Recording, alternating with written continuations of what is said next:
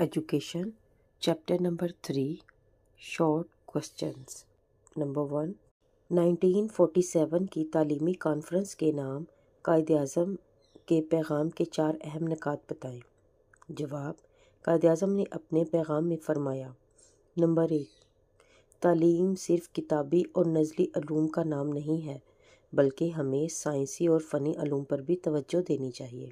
Number 2، دنیا میں جو وقوع پذیر ہونے والی تعلیمی ترقیاں ہیں ان پر بھی نظر رکھنی چاہیے۔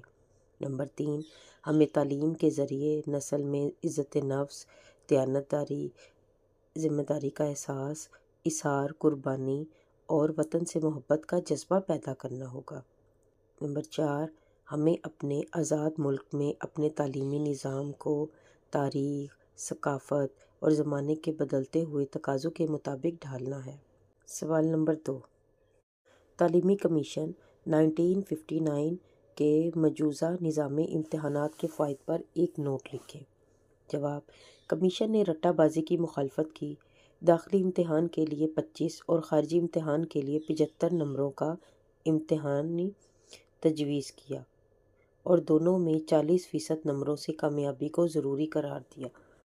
اس کمیشن کی ان سفارشات پر اگر عمل درآمد کر لیا جاتا تو طلبہ کو رٹا بازی کی عادت سے نجات مل جاتی، ان کی ذہنی صلاحیتیں پروان چڑھتیں، ان کی فیصلے لینے کی قوت بڑھتی اور کامیابی کے لیے جو شارٹ کٹ راستہ استعمال کرتے ہیں اس کی حوصلہ شکنی ہوتی، تعلیم کا معیار بہتر ہوتا اور آج ہم ایک ترقی یافتہ ممالک کی صف میں کھڑے ہوتے۔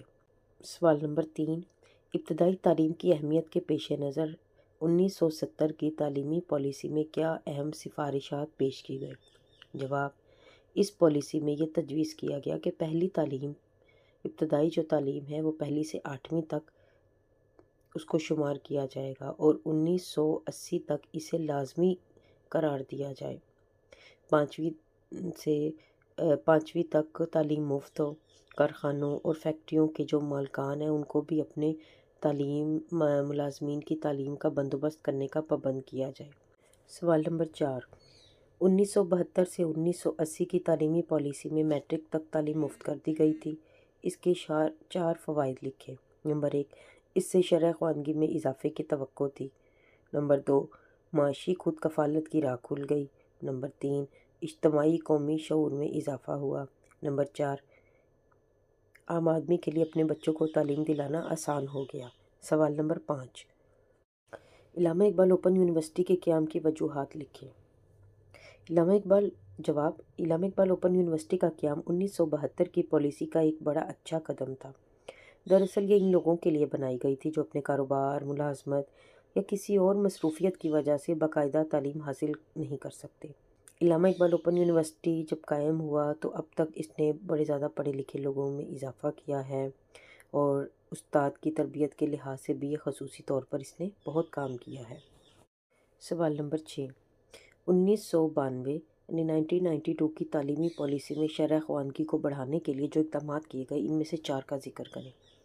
جواب: نواز شریف کی حکومت کے دور میں وزیر تعلیم سید فخر امام نے 1992 میں نئی قومی تعلیمی پالیسی کا اعلان کیا، جس میں یہ طے پایا کہ پرائمری جو تعلیم ہے 100% بڑھا دی جائے، کمپیوٹر کی تعلیم کو ترقی دی جائے۔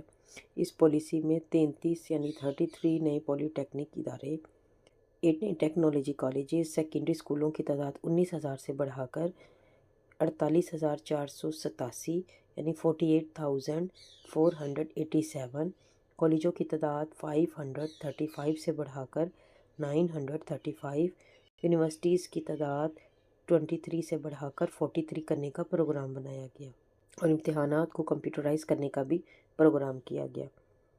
MCQs۔ نمبر 1، مسلمانوں نے پاکستان کا مطالبہ کس لیے کیا تھا؟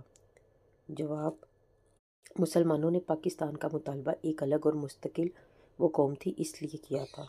نمبر 2، پہلی دفعہ کمپیوٹر کی تعلیم کو اسکولوں میں متعارف کرانے کی کب سفارش کی گئی؟ جواب: پہلی دفعہ کمپیوٹر کی تعلیم کو اسکولوں میں متعارف کروانے کی سفارش پالیسی 1992 یعنی 1992 میں کی گئی۔ نمبر 3، 1972 سے 1980 کی تعلیمی پالیسی میں کیا کہا گیا؟ جواب: کیا کیا گیا؟ نجی تعلیمی اداروں کو قومی تحویل میں لے لیا گیا۔ نمبر 4، 1970 کی تعلیمی پالیسی کیوں نافذ نہ ہو سکی؟ جواب، حکومت کی تبدیلی کی وجہ سے تعلیمی پالیسی نافذ نہ ہو سکی۔ نمبر 5، بی اے کی ڈگری کے پروگرام کا دورانیہ 2 سے 3 سال کس پالیسی میں کر دیا گیا؟